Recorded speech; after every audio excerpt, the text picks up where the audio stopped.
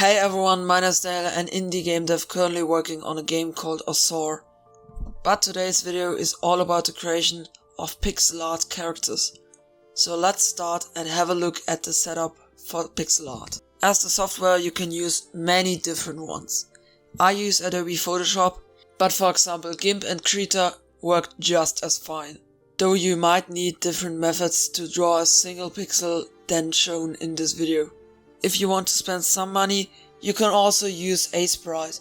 In the end, it's actually cheaper than Photoshop and it's a really powerful software. Good news is that anyone can actually make pixel art. You don't need a drawing tablet or even a PC. There are apps for both Android and iOS phones available, so you can draw pixel art on your phone as well. Now let's set up Photoshop to make pixel art. Before anything else, we need to create our canvas. Pixel art canvases are usually 8x8 pixels, which is super small, then 16x16, 32x32, 64x64, or really big for pixel art, 128x128 pixels.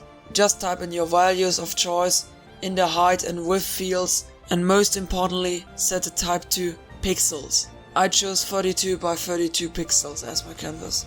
It's not too much detail for me, but also enough to work with. Then you zoom in and enable the grid, which you can find under View, Show and then Grid. Lastly, you need to take the pencil tool together with the normal hard round brush and then scale it to 1 pixel to draw single pixels. You need to take the pencil tool and not the brush one, because with the brush tool you can't draw single pixels properly in Photoshop.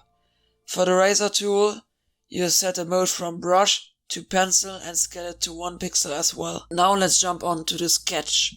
The sketch can be made with many different methods. To come up with the concept for the character, I like to sketch very roughly on my drawing tablet in normal digital art and not pixel art. But you can do this on paper as well. Then I put this next to my pixel art canvas to slowly copy this onto my pixel art. I do this in black for now, which makes my outlines, but this won't stop me from changing the outline color later on. Then I fill in the colors on a layer below the line work, and just after that I begin with the lighting. For this piece the light comes from the right, so the shadows are on the left side and the highlights on the right. You can make the shadows hard or soft.